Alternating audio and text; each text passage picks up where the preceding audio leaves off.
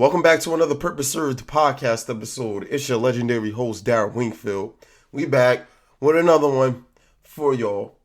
If y'all new to this podcast is simply about inspiring you to be the best version of yourself that you can possibly be through innovating and improving the human experience. And on a spiritual level, and in its essence, is honoring the two greatest commandments, which is to love the Lord your God and to love your neighbor as you love yourself. Man, as always, thank y'all for the support continuously. This has been a wild ride and a wild journey through and through. And every day I'm coming to learn a lot about myself and learn a lot about the world around me. I'm learning that I'm no exception to the rule. And with that being said, we're going to go into one of the things that Christ said on the Sermon on the Mount.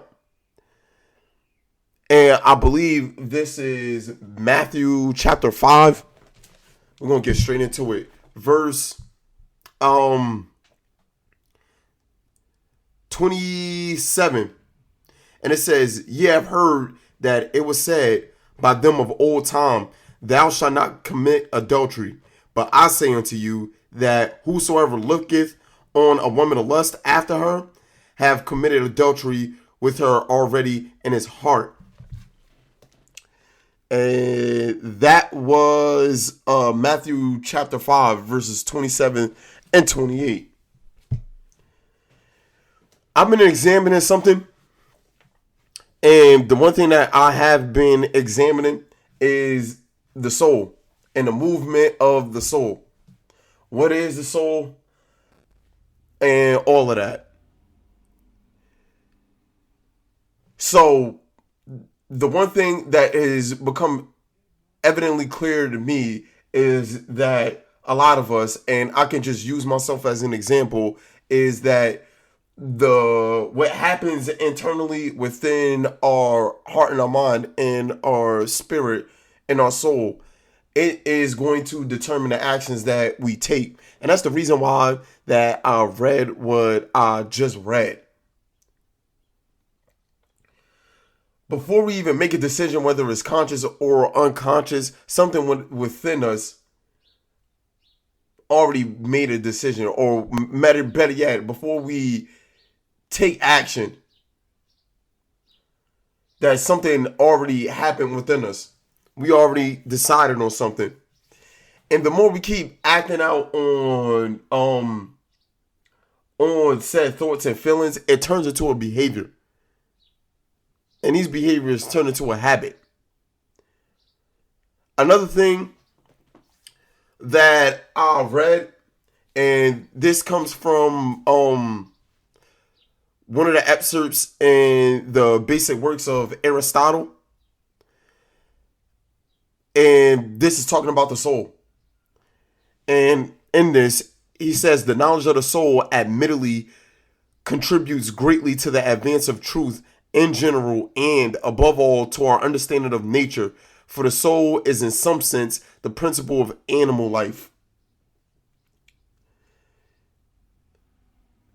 This goes hand in hand also to what was breathed into us through God's Spirit within our soul that made our bodies animate. But that form for us was already within us.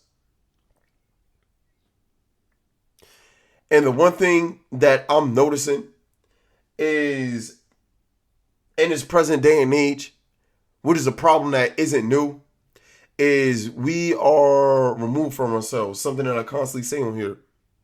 And I'm going to keep repeating myself until the message actually sets in.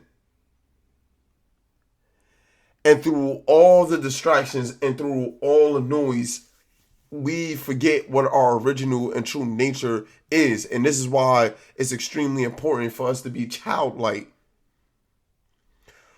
When we were actually children, we was very, very open to the world and very curious about this experience that we was living, until the trauma started hitting us left and right at an extremely early age and started molding us and shaping us to be like the devils and demons that surround us. You heard me clearly. Until we started being shaped by the devils and demons that we were around and we started losing our godlike nature. And the greatest spiritual teacher of all time told us to be childlike in our nature for a reason. And children are the closest thing to the kingdom of heaven and to God because of how pure they are in heart and mind. And we strip that away from them quickly. The school system that these kids are placed in now, it was always bad, but it's like real bad now. You can have a kid go to school in the kindergarten and first grade, and instead of learning about the qualities of God, they can learn about the qualities of a drag queen.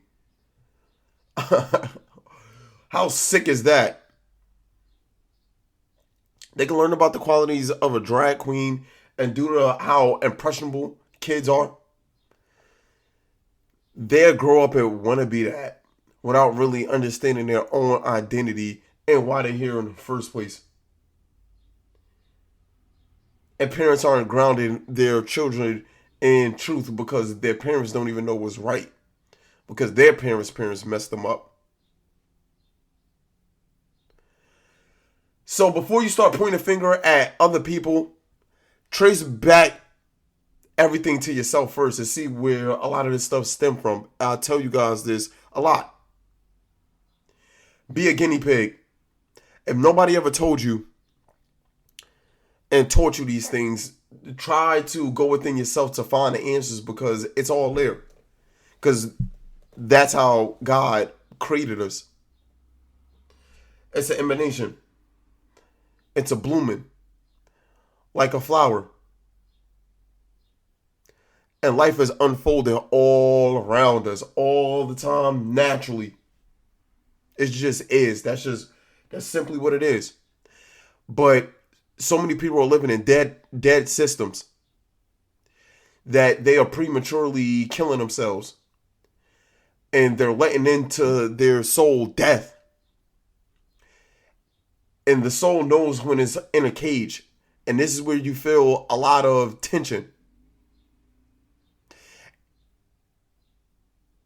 And counterintuitively, how we've learned to handle this tension is to build further tension by distracting ourselves with the pleasures of the world.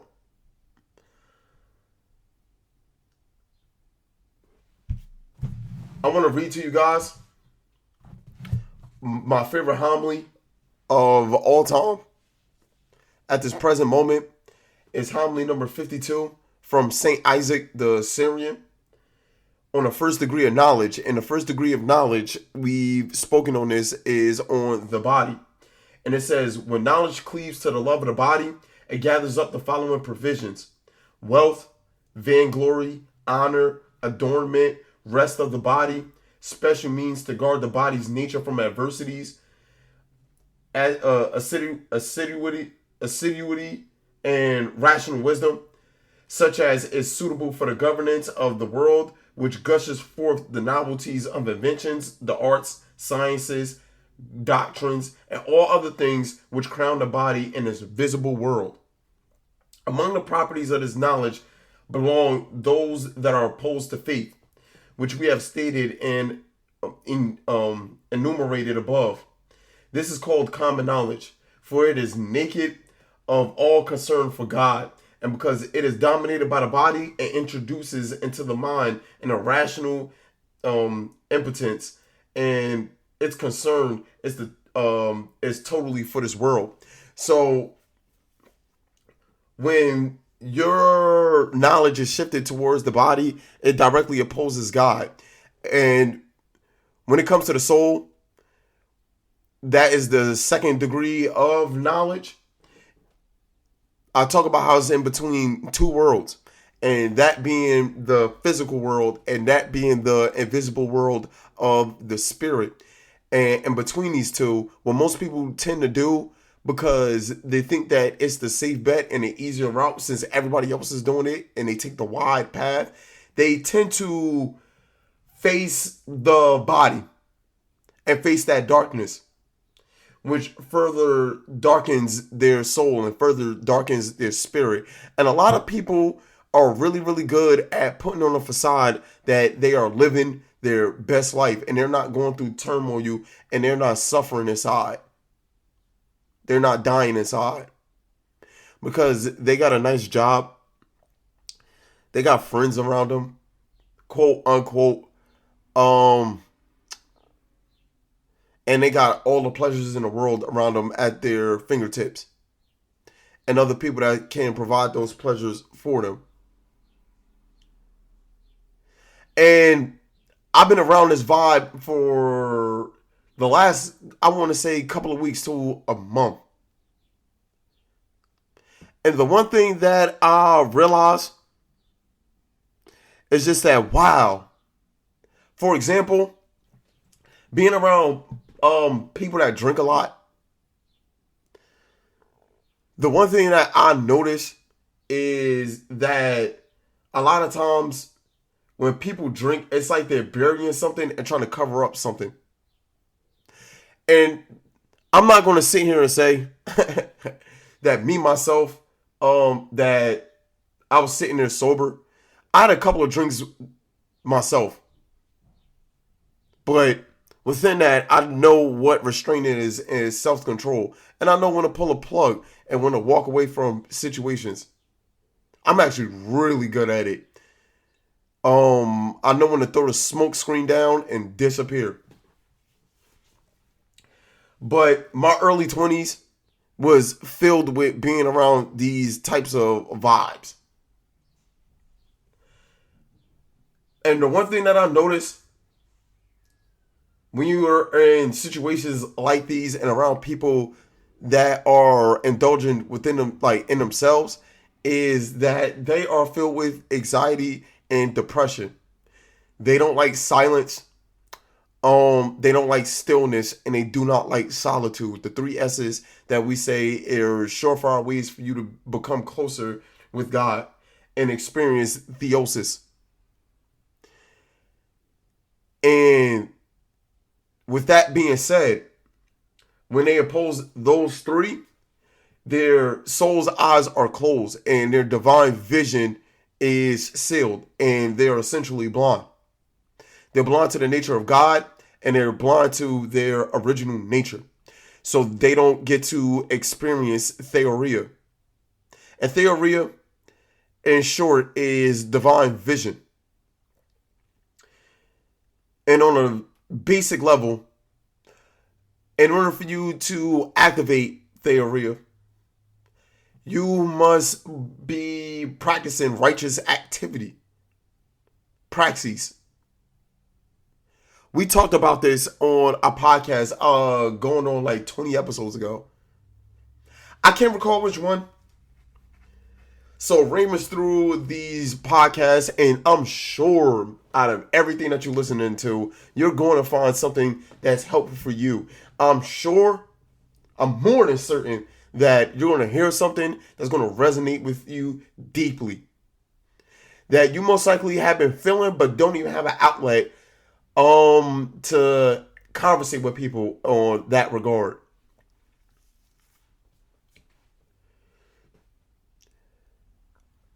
And it's all good. Do the right thing and live the truth. Align yourself with the right ways of living. Align yourself with the right ways of living.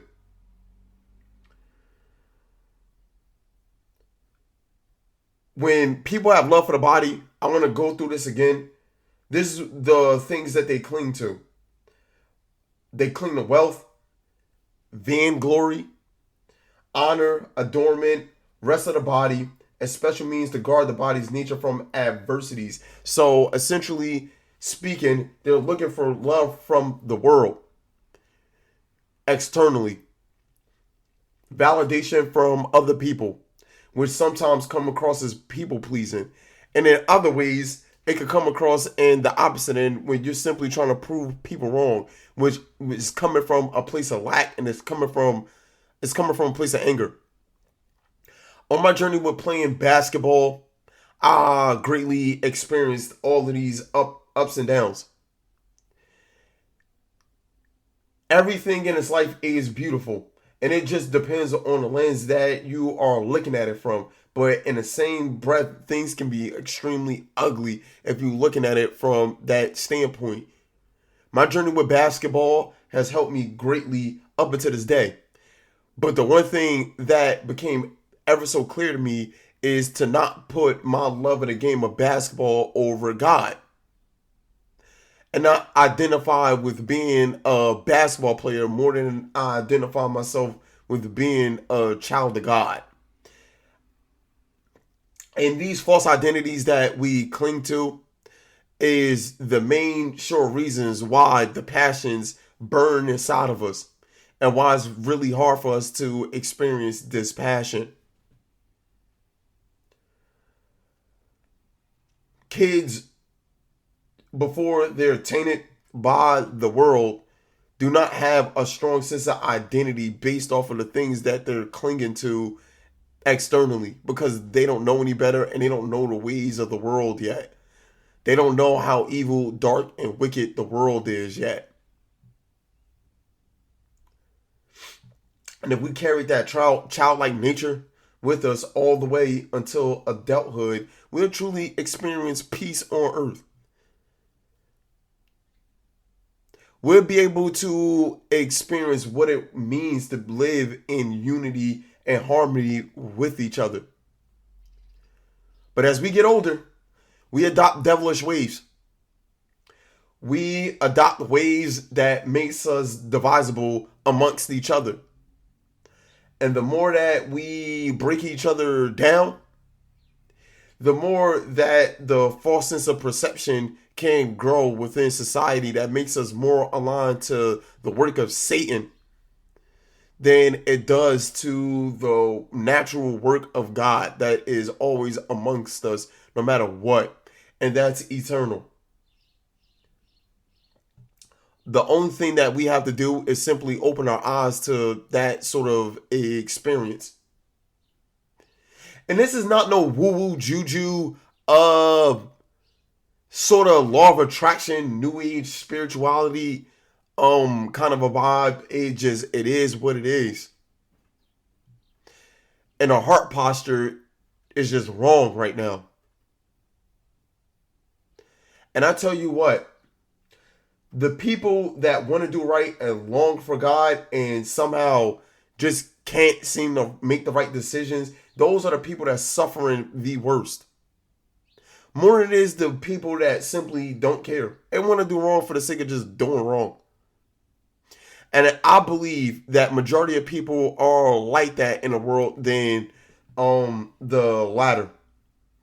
I think a lot of people out there want to do right and want to live the truth and want to find the truth and want to know their purpose in life and know that their life has some sort of meaning.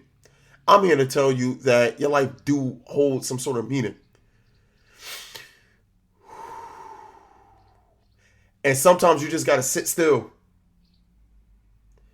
to know that. And boredom is a good thing. When you are chasing noise and chasing things blindly, you are running into a brick wall. That's going into that brick wall at lightning speed. Look out. You headed towards a disaster. You are headed towards a disaster. But getting back to the point, it's just that your soul has movement. Your soul acts. And your soul is being moved towards either being light in spirit or heavy in the body. And you could trace these movements down if you work on the 3 S's of solitude, stillness, and silence. So, for example, one of the examples that I thought was like pretty cool, which I can read off on here. That was another segment. Well, not another segment. A different paragraph. Um, in the basic works of Aristotle, it says that consequently, their definitions ought to correspond. Anger should be defined as a certain mode of movement of such and such a body, or part or faculty of a body, by this or that cause and for this or that end. This is precisely why the study of the soul must fall within the science of nature, at least so far as in its affections it manifests this double character. So, at this part of the section of the book, Aristotle was trying to find a way of how do you define what the soul is and what the soul essence is. Is it a part? Is it a whole? Does it require a body? All of these essential, difficult answers, but in order to define it, these questions must be asked. And a couple of podcasts ago, we was talking about the bifarious system. And what the bifarious system is the way that we human beings come to experience the world. We experience the world subjectively in a objective way, and it could work vice versa as well. We objectively experience the world in a subjective way. And this is broken down into two different worlds. In the first world, I compare it to the natural world, because the natural world is everything that comes before human beings ever existed. So we need the natural world in order for us to exist. And us in our physical bodies, at least, we can't exist without, for example, in the context of Earth, two different kingdoms. The vegetable kingdom and the mineral kingdom. The animal kingdom can't exist without the two. And that's from a purely scientific standpoint, to be quite honest. But what also backs this up is scripture as well, in a creation story that you can find in the first chapter of Genesis, the very first book of the Holy Bible. You can see this order gets played out of the mineral kingdom getting created first, and then the vegetable kingdom, and then the animal kingdom. All right. But going back to the point is just that, for example, when you are feeling anger within yourself, that is moving your soul. And simultaneously, that's also going to be a movement for your body as well to act in a certain manner and move in a certain manner. And can you sit still within yourself to examine those movements? Last Monday is currently April 27th, around 6 o'clock. But last Monday, I'm gonna tell you guys what I did. I had a basketball game at 7 o'clock. And what I decided to do, it was a lot going on. And I decided and I randomly get into moments like this on the daily actually, but this one lasted particularly a longer time than most. I got home coming from work, and I'm also dealing with stuff like on the side and all of that. I put my stuff down. I changed for my game, and at this point, I had like an hour to spare. And I sat on my floor, I faced the sun, and I closed my eyes. And I just sat there, and I watched my thoughts just run by, and my emotions just run by. And I wasn't experiencing peak emotions and peak thoughts. It's not like I was going crazy and my mind was like going a million miles per hour and all of that. I just relaxed myself. And this is something that I learned from somebody a couple of years ago who was on this podcast, Grace.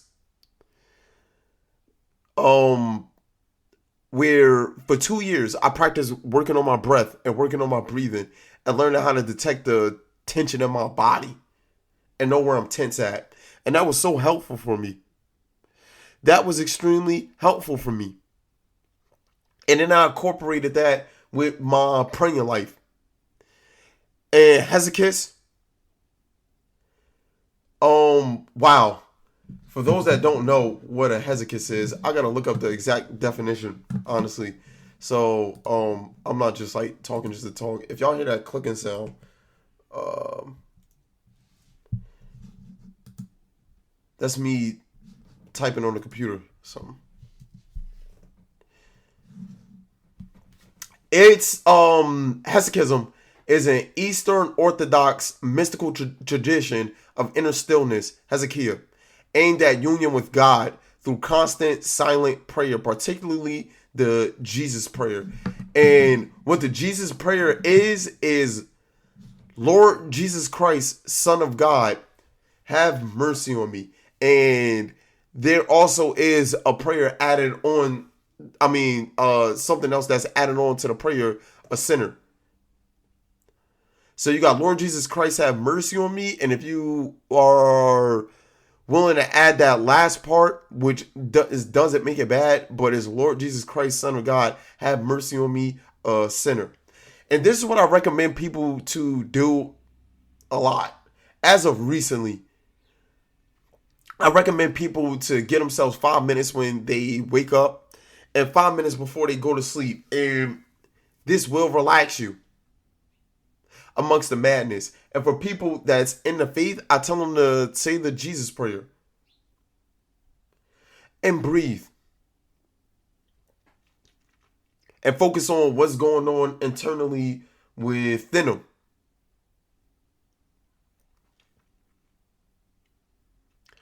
What I've come to personally recognize within myself is the amount of peace that it gives me.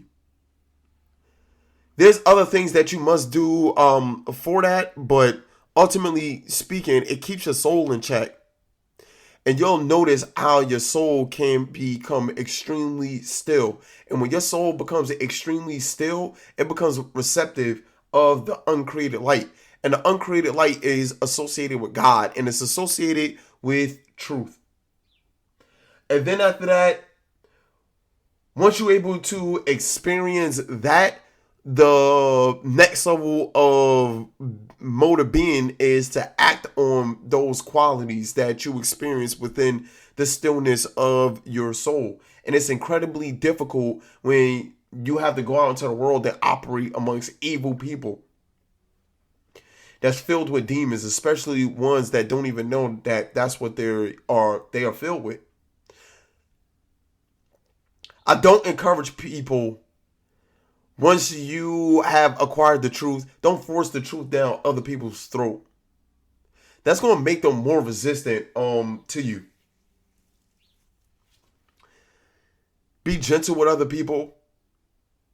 Have patience with other people. Have self-control. And ultimately, you want to have love for your neighbor. You want to have a love for your enemy. Because true love for your enemy, it stems from knowing the hurt and pain that they are living from. And if they really had unconditional love and they received unconditional love from their parents or their family, they wouldn't be carrying themselves in a certain manner that they are carrying themselves in.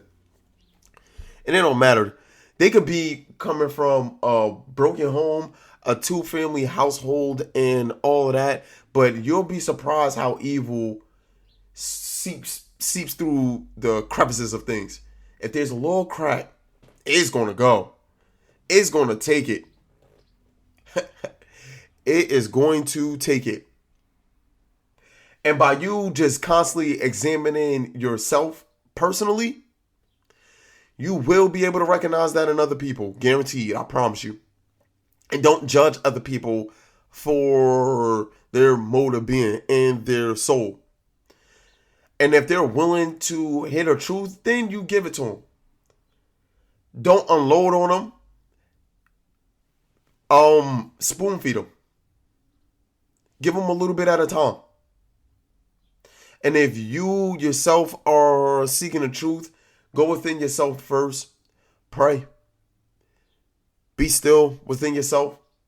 And God will provide a way to get you towards the truth and surround you by the people that you need to be surrounded by. And if it's you're not within that and you have been on this journey for a long time, still be patient within it. I know and I understand. Trust and believe me. Sometimes being in isolation can be very, very overwhelming sometimes and overbearing.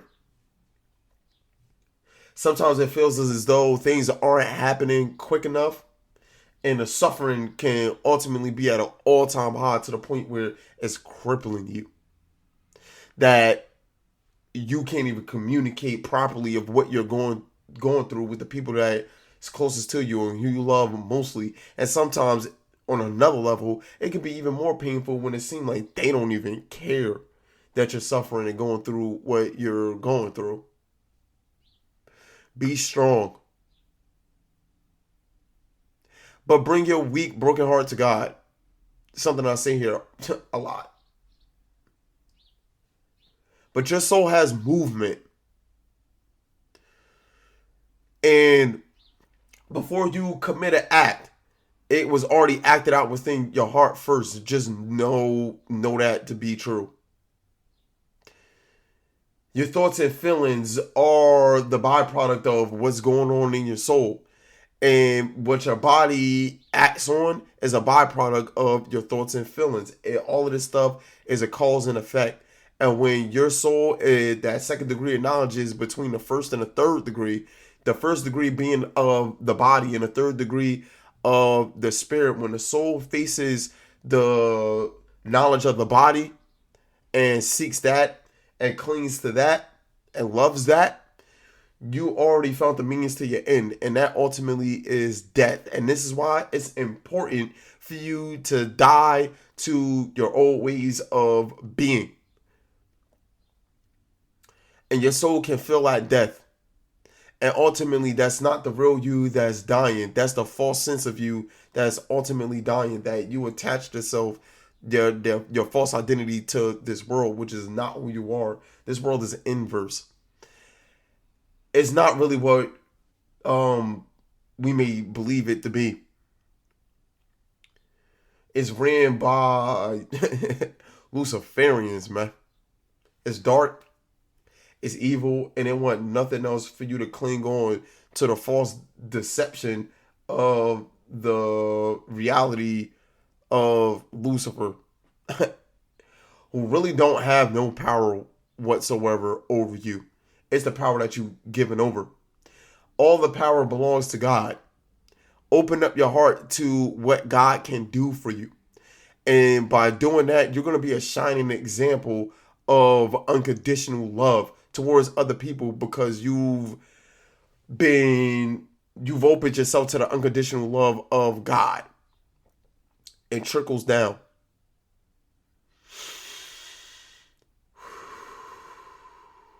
Lord knows that we need a whole lot of that right now. Few is the laborers, but great is the harvest, man. There's a lot of work to do in the world right now, but there's few workers that's willing to actually do the work. So, praxis, righteous activity, have that lead to theoria, to have your eyes open up to the true vision of what your soul is meant to see, which is the truth. And the truth is going to be found in God. And once you are one with that, which is the ultimate goal for life in itself, and especially you as an individual and humanity as a whole, we are meant to experience theosis, union with God, because that's the natural order of everything. That's what I'm leaving off with. Return to your original state and your original nature, and not the one that was post-fall. Eat from the tree of life.